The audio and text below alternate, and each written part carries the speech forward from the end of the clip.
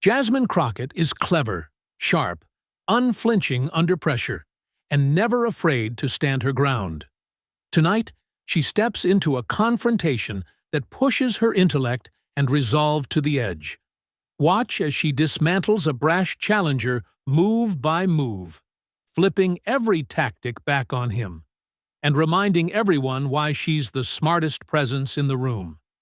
The hall was tight the moment people started filling the seats.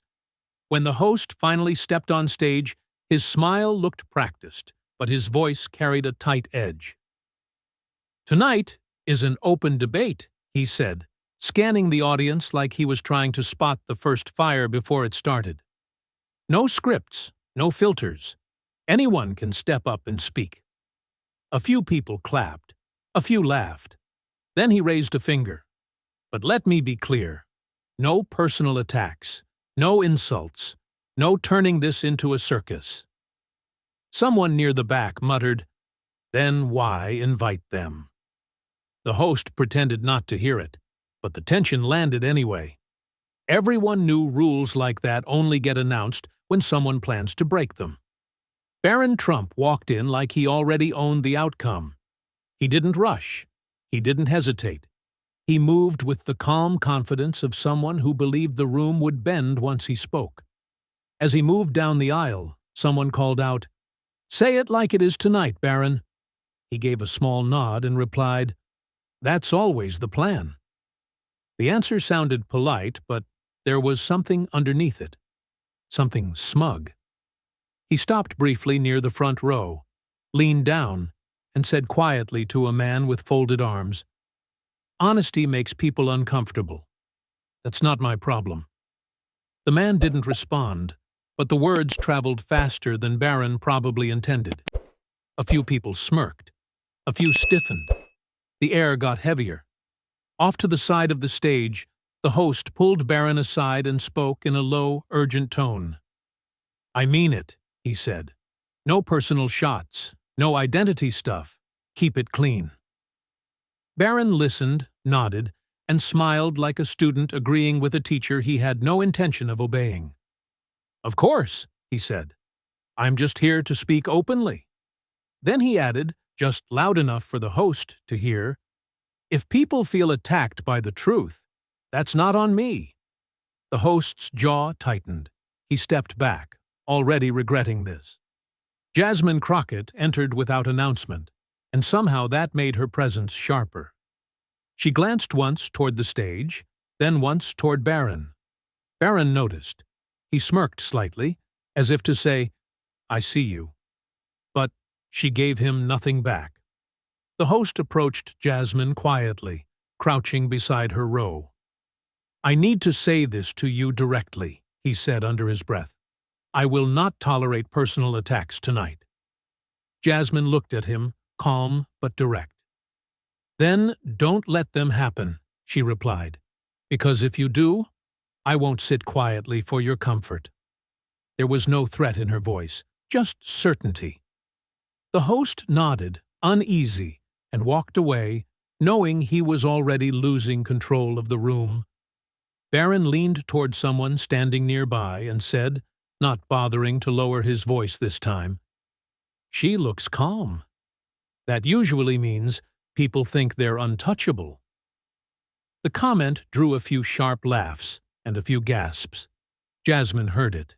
She didn't turn. She didn't blink. Her silence wasn't passive. It was deliberate, and the people paying attention could feel it. And then Barron didn't rush. He walked to the mic slowly, adjusted it just enough to make the movement noticeable, and looked out at the audience with a calm, almost patient expression. "We talk a lot about public responsibility," he said evenly, "about leadership, about honesty." A few people nodded. A few clapped softly. Barron let it breathe, then added, "But honesty only matters when people are willing to stop curating themselves." The nodding slowed.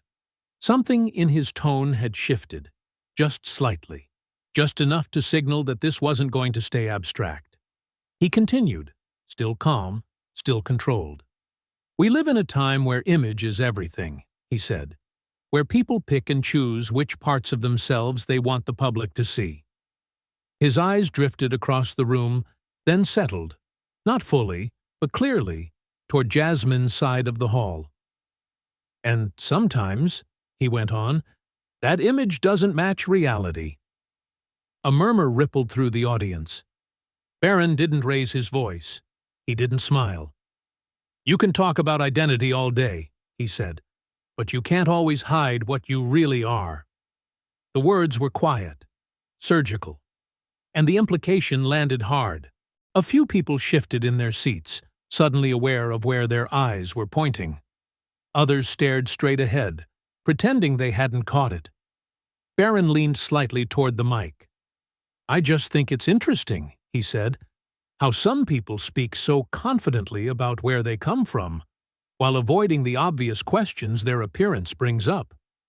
Someone let out a sharp breath. Another whispered, "Wow." Barron gave a faint shrug, like he was just making casual conversation. "If you're proud of who you are," he added, "there shouldn't be anything to explain away." The jab was wrapped in politeness, but it cut deep. From the back of the room, a woman raised her hand and was given the microphone. "That sounded personal," she said bluntly. "You're not talking about ideas anymore." Barron didn't miss a beat. He turned toward her with a calm smile that never reached his eyes. "If the truth feels personal," he replied, "maybe that's because it hit close to home." The room reacted instantly. Some people nodded in approval.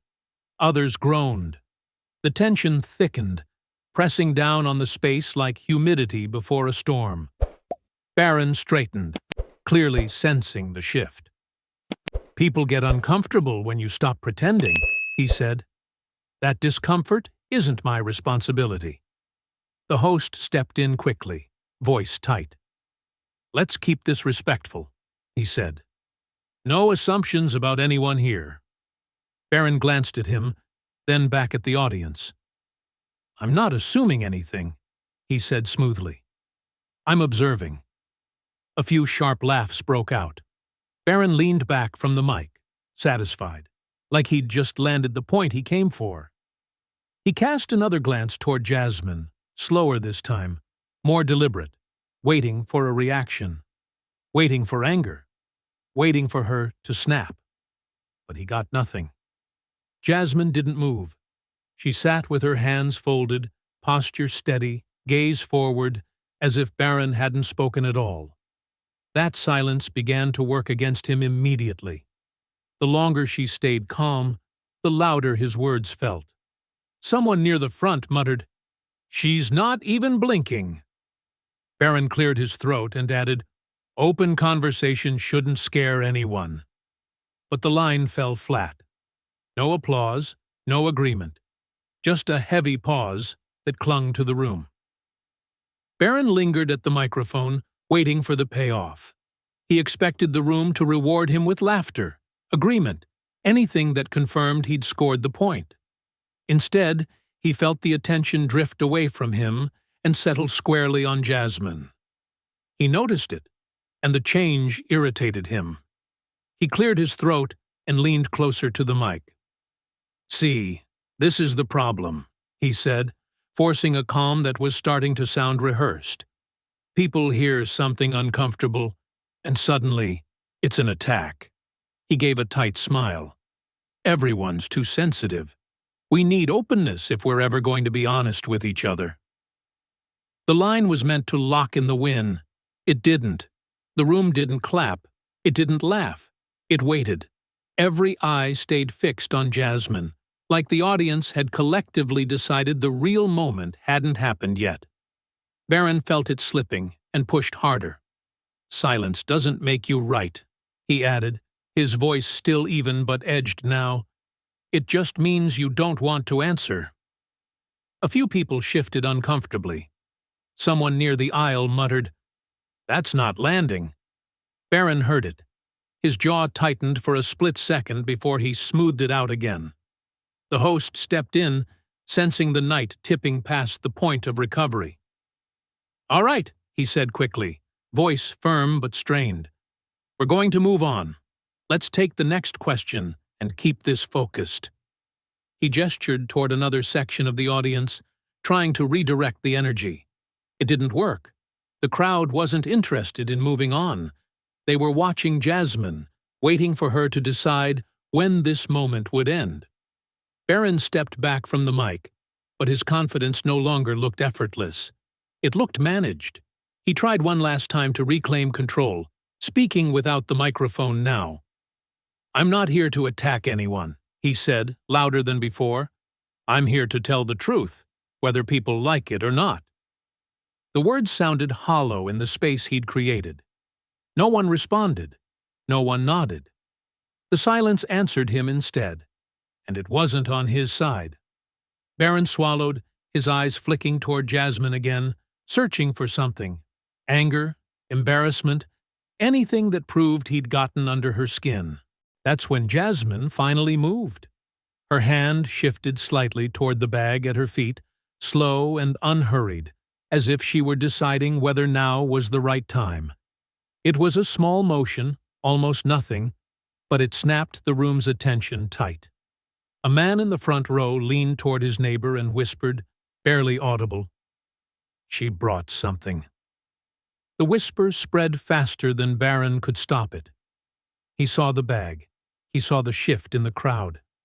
His calm expression faltered, just enough to reveal what the silence had already done. Jasmine stood slowly. No theatrics. She smoothed her sleeve once, took a single step into the aisle. Barron's mouth lifted into a faint smile, but it didn't look as confident now. Jasmine didn't match it. She didn't smile back. She didn't frown either. She simply held his gaze like she was reading him.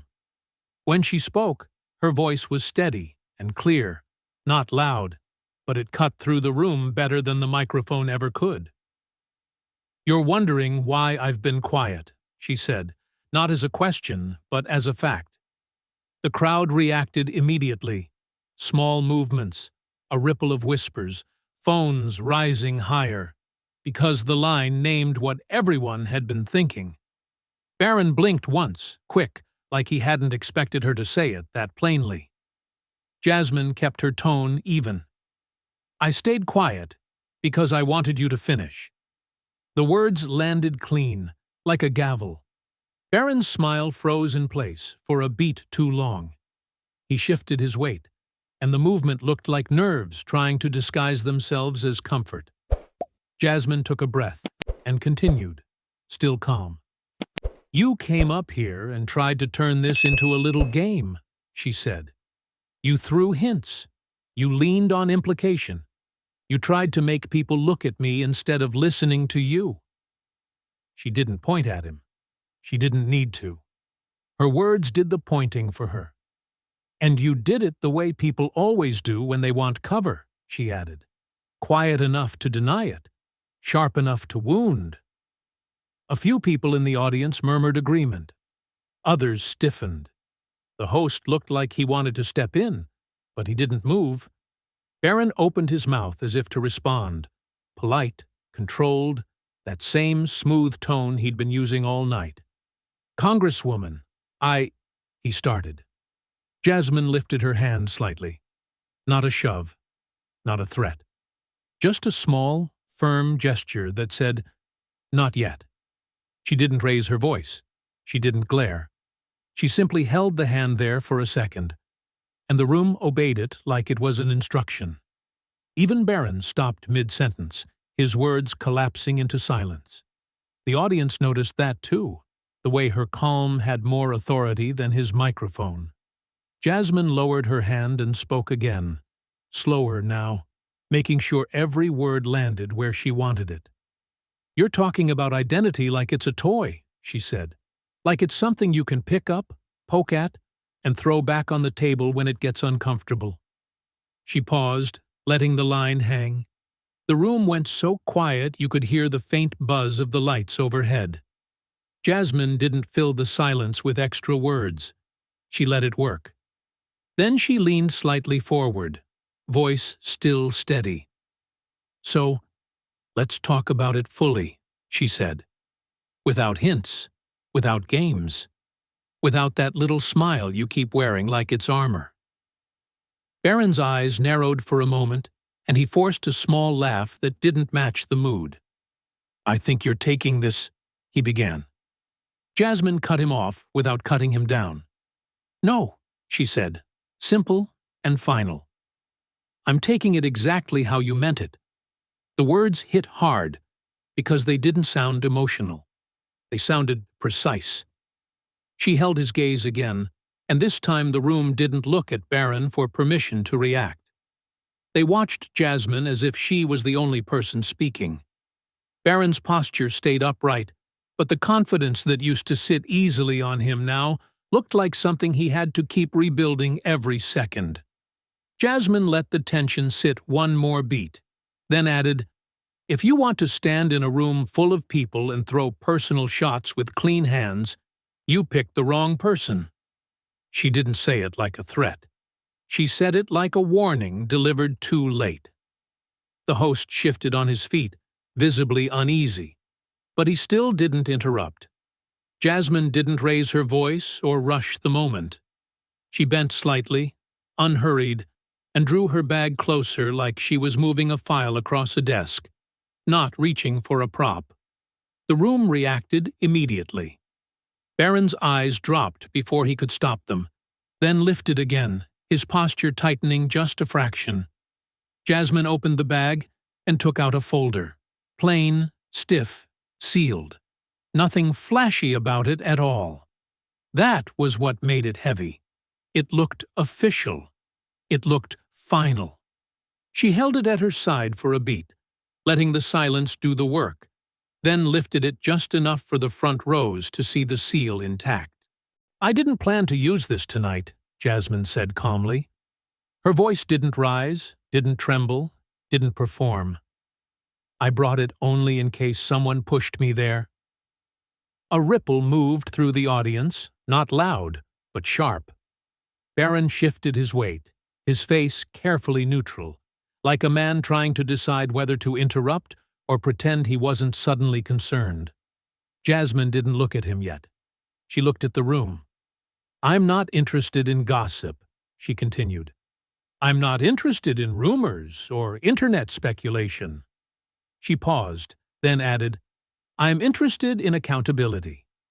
She stepped a half-pace forward, the folder still sealed in her hand. When people attack identity, they usually do it because they think it's safe, she said. They think it can't be checked. They think the other person has nothing concrete to respond with. A few heads nodded slowly. Others stayed perfectly still. That's why identity gets used like a weapon, she went on. Because people assume it lives in feelings, not facts. Barron opened his mouth as if to object, then stopped himself. Jasmine finally turned her gaze to him, steady and unblinking. You assumed wrong. She lifted the folder slightly. This isn't a story, she said. It's documentation. Her tone sharpened without getting louder. Ancestry records, genetic mapping, lineage studies. Each category landed like a stamp on a page. Independent sources. Cross-referenced. Verified. Barron let out a short breath that sounded like a laugh, but no one joined him. Jasmine didn't react. I'm not implying anything, she said, slow and precise. I'm reading what's written. The line landed hard, and the room went quiet enough to feel staged. The host stepped forward, clearly rattled now. Congresswoman, he said, trying to keep his voice even, are you presenting documents on stage? Jasmine didn't hesitate. I'm presenting accountability, she replied. The answer didn't sound rehearsed. It sounded settled. The host swallowed, glanced toward the side of the stage, then spoke again. For clarity, he said, can we confirm the condition of that envelope? He gestured to an event staffer. Was it sealed when she arrived? Two staff members moved quickly, nervous but professional. One nodded. Yes, she said. It was sealed at check-in. Another added, It hasn't been opened since. The confirmation hit the room like a procedural gavel. Barron's jaw tightened. His eyes flicked to the folder again, then away, like he didn't want to be caught staring at it. Jasmine didn't smile. She didn't press. She simply stood there and let the process speak for her. "I didn't come here looking for a fight," Jasmine said, her voice steady. "But I won't sit quietly while someone plays games with identity and pretends it's harmless." She tapped the folder once with her thumb, a small, controlled motion.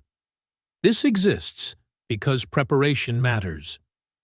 The audience leaned in, every movement amplified by the tension. Barron finally spoke, trying to sound casual.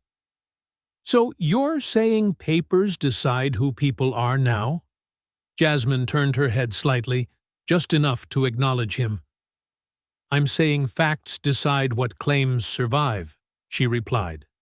She held the folder at chest level now, still sealed, still unread, and that restraint made it heavier than if she'd dumped everything onto the table.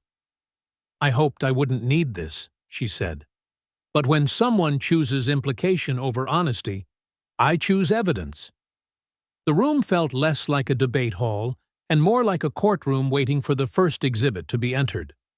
Barron stood there, composed on the surface, but the confidence he'd carried earlier now looked brittle. Jasmine hadn't opened the folder yet, and somehow that made it worse. And then Jasmine didn't rush. She didn't fan the pages or angle them toward the cameras. She opened the folder the way a doctor opens a chart when the result is already settled, and emotion would only get in the way. The soft sound of paper separating echoed louder than it should have in the room, and several people in the audience stiffened as if the noise itself carried weight. Jasmine scanned the top page once, not to confirm anything, but to anchor the moment. When she looked up, her face hadn't changed. That was the first sign something irreversible was about to land. "I want to be very clear," she said, her voice level and measured. "I'm not offering an opinion. I'm not speculating. I'm not asking anyone to believe me." She paused, letting the room catch up. "I'm stating what this report concludes." The word concludes hung in the air like a medical term people fear hearing.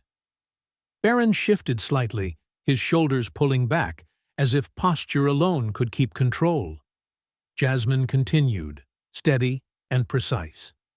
"According to these findings," she said, "Melania is not listed as your biological mother." The room reacted in waves. First came the gasps, sharp, instinctive, impossible to stop. Then disbelief rippled outward as people looked at one another, silently checking whether they had heard correctly. A woman near the aisle whispered, "No way," while another shook her head slowly, eyes locked on Jasmine. Then the sound dropped out completely. Not quiet like politeness, but quiet like shock. The kind that presses down on your ears. People turned toward Barron, not out of cruelty, but because the room suddenly needed to understand who he was in this new context. He stood there, frozen, like the floor beneath him had shifted by an inch, and his body hadn't caught up yet. Barron's mouth opened before his mind seemed ready. "That's fake," he said quickly, the word coming out thin. "That's wrong." He tried to laugh, a short, disbelieving sound that was supposed to turn the moment into absurdity. It didn't work. No one laughed with him. The sound died where it landed. He swallowed and tried again. "That doesn't make any sense," he added, louder now, but not stronger. His eyes flicked between Jasmine, the folder, and the faces in the audience, searching for something to stabilize him. He didn't find it. Jasmine didn't smile. She didn't press the advantage. She didn't even raise the page higher. That restraint made the moment worse for him. "I'm not going to read every line," she said calmly. "I'm not here to humiliate anyone." The words didn't comfort him. They isolated him. The report details methodology, verification, and cross-checking, she continued. You're free to challenge it. You're free to dispute it. She let a beat pass. But you don't get to pretend it doesn't exist. Barron shook his head, his earlier composure cracking into visible agitation. This is insane, he muttered. You can't just drop something like that and act like… His sentence collapsed halfway through. He stopped himself because he realized the room wasn't with him anymore. It wasn't against him either. It was watching him, studying him. The confidence he had walked in with now looked like something he'd borrowed and couldn't return fast enough. Jasmine finally met his eyes again, and her voice slowed, deliberate, surgical. Before you question my identity again, she said, you should understand that your own story isn't as simple as you pretend. She didn't raise her voice. She didn't emphasize the line. She let it sit there, complete on its own. The words didn't sound like a threat. They sounded like a conclusion. Barron stood rigid, his hands clenched at his sides, jaw tight, breathing shallow. The posture that once looked relaxed now looked defensive. He tried to speak again, but whatever he meant to say didn't come together. The room could see it. The unraveling wasn't dramatic. It was quiet, incremental, and impossible to reverse. Jasmine closed the folder and held it against her side, unread pages still sealed inside their authority. The reveal had already detonated. From that moment on, Barron's composure wasn't supporting the story anymore. It was the story. Barron tried to recover the moment the way he'd tried to control it all night, by reframing the rules after he'd already broken them. He took a step forward, palms open, like he was the reasonable one now, and his voice rose just enough to sound offended, without sounding desperate. This is personal, he said, looking past Jasmine to the crowd as if the audience could rescue him. You're crossing a line. He shook his head, forcing a laugh that didn't land. You don't get to stand up here and drag somebody's family into a public room like this. The irony hit the audience immediately, because he was the one who had walked up first and decided identity was fair game when it served him. Jasmine didn't argue with emotion. She didn't trade insults. She simply held his gaze until his words started to sound flimsy in his own mouth. You're calling it personal now, she said, calm and deliberate, because the spotlight turned around. Barron started to interrupt. That's not, but Jasmine didn't let him sprint away from it. You started this, she continued, voice steady. You didn't come up here to talk about public responsibility. You came up here to throw a pointed jab and hide behind polite wording. She paused, letting the room sit in it. So don't act shocked that someone came prepared for the game you chose. Barron's face tightened. Prepared? He snapped. Prepared with what? Paper? He gestured at the folder like it was a prop, like if he made it look cheap, it would become cheap. Anyone can print anything. Anyone can claim anything. His voice grew sharper, but it didn't grow stronger. The crowd wasn't nodding with him. They were watching him try to climb out of a hole with slippery hands. Jasmine's tone never changed. Then dispute it, she said. Not with volume, with specifics. She shifted the folder slightly, not opening it, not displaying it, just reminding him it existed. Here's the framework, Jasmine said, and the room got quieter because that's what people do when someone starts speaking like a lawyer.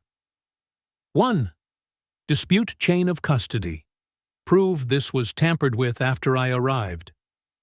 Her eyes flicked briefly toward the host and the staff who had already confirmed the seal. 2. Dispute verification. Challenge the lab's process and documentation. Barron's mouth opened, then closed. Jasmine held up a third finger. Or 3. Stop using identity like it's a weapon when you think the other person can't respond. She lowered her hand. Pick one. Barron tried to pivot again, scrambling for the only lane left. Privacy. This isn't about chain of custody, he said quickly. This is about decency. You're putting private things on display. He pointed toward Jasmine, voice rising. You're doing it because you want a moment. You want cameras. You want applause.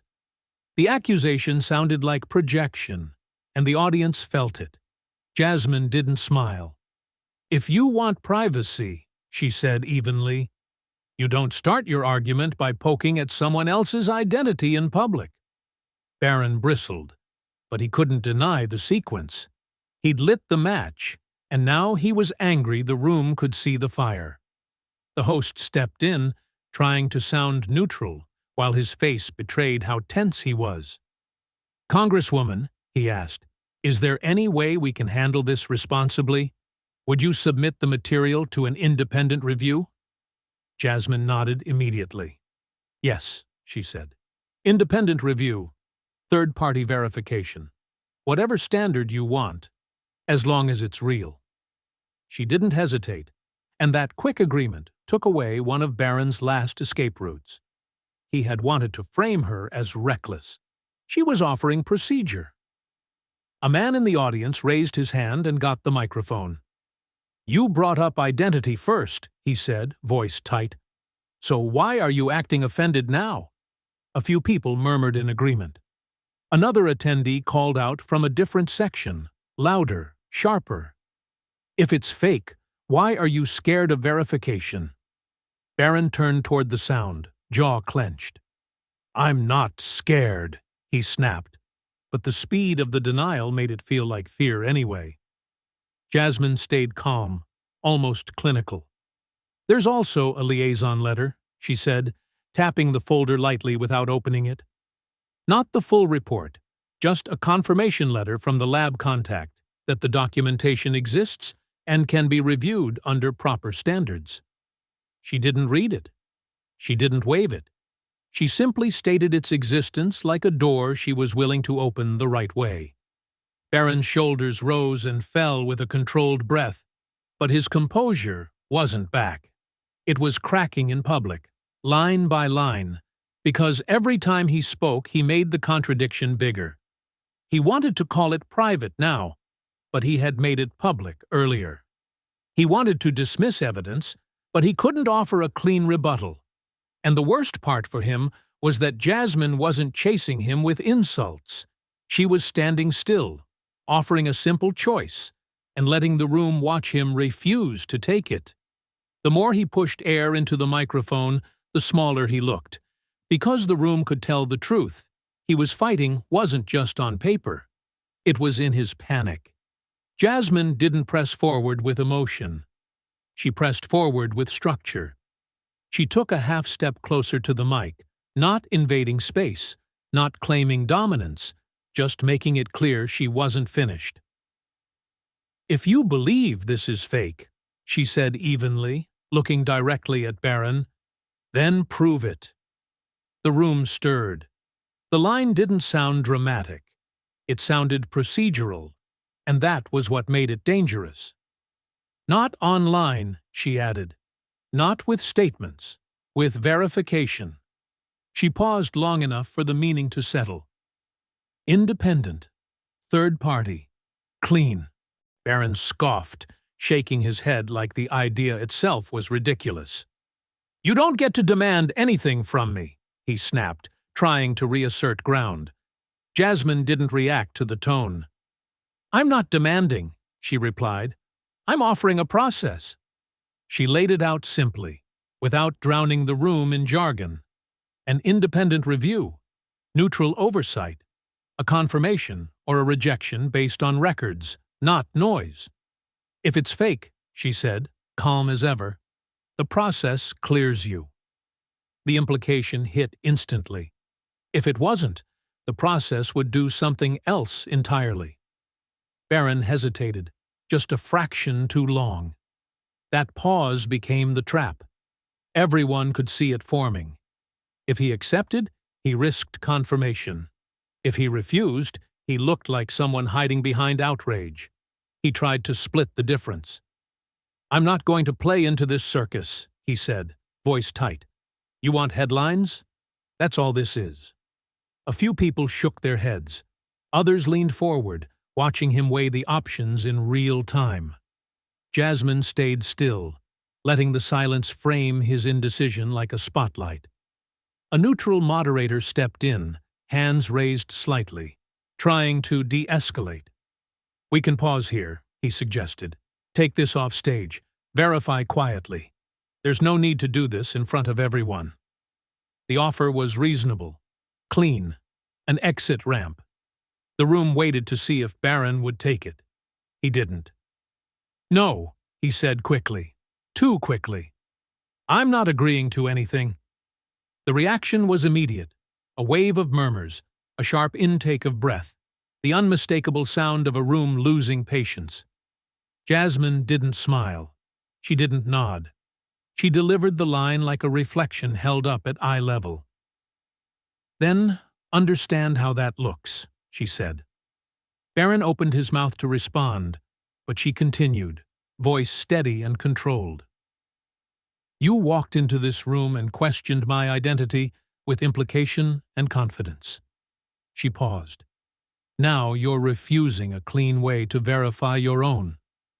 The contrast was impossible to miss. Cameras tilted, phones rose higher. The headline was already writing itself. She looked at him fully now, not with anger, not with triumph, but with clarity. "Find your real mother before you attack mine," she said. The room went silent, not shocked, but stunned by the precision of it. The line wasn't shouted. It wasn't cruel. It mirrored his original jab perfectly and handed it back without distortion. Barron flinched, his face tightening as if the words had finally reached somewhere he couldn't armor. He tried to laugh it off, but the sound didn't come.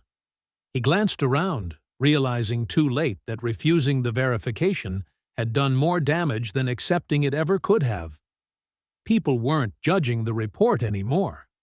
They were judging his reaction. Jasmine stepped back, giving the space back to the room, to the process, to the truth she had offered without forcing. Barron didn't storm off the stage. He didn't argue his way out or try to reclaim the room with one last line. He simply stepped back, slow and stiff, like someone whose body was still standing but whose footing was gone. His shoulders rounded inward, his hands hovering awkwardly at his sides before clenching, then unclenching again. He avoided eye contact, not just with Jasmine, but with the audience, the host, the cameras, anyone who might reflect the moment back at him. The confident smile he'd worn earlier was completely gone. What replaced it wasn't anger. It was survival. The kind that tells you a person knows the damage is done and just wants out of the blast radius. The room didn't boo him. That would have been easier. Instead, they watched him go in silence. That silence followed him like a weight, heavier than any insult. People didn't whisper. They didn't clap. They just tracked his exit with their eyes, taking in the posture, the pace, the way someone who thought they had control now looked like they were leaving something behind they couldn't retrieve. Power didn't leave him in a dramatic collapse. It drained quietly, and everyone could see it. Jasmine didn't move to claim victory. She didn't step forward or look for a final word. She knelt slightly, folded the papers with care, slid them back into the folder, and closed it. The sound of the seal pressing shut was soft, but it landed. She placed the folder back into her bag and straightened up, composed, calm, unchanged. That restraint said more than any speech could have. She didn't chase him because she didn't need to. The moment had already spoken for her. The host stood frozen for a beat, unsure how to officially end something that had already ended itself. No applause came. No closing remarks felt appropriate. The microphones stayed live, but nobody rushed to fill the space. The room just sat there, breathing together, letting the aftermath settle in their chests. It wasn't about who spoke last. It was about who stood steady when the noise ran out. So the question lingered, unanswered but unavoidable. Who really outsmarted who? The one who hinted and provoked, hoping the room would do the damage for him? Or the one who stayed quiet, came prepared, and let silence carry the weight? The microphones eventually went quiet, but the room didn't move right away. Some moments don't end with applause. They end with understanding. And that kind of silence lasts longer. If you think composure beats volume and preparation beats provocation, stay with us. Subscribe, share your take in the comments, and decide for yourself who truly controlled the room.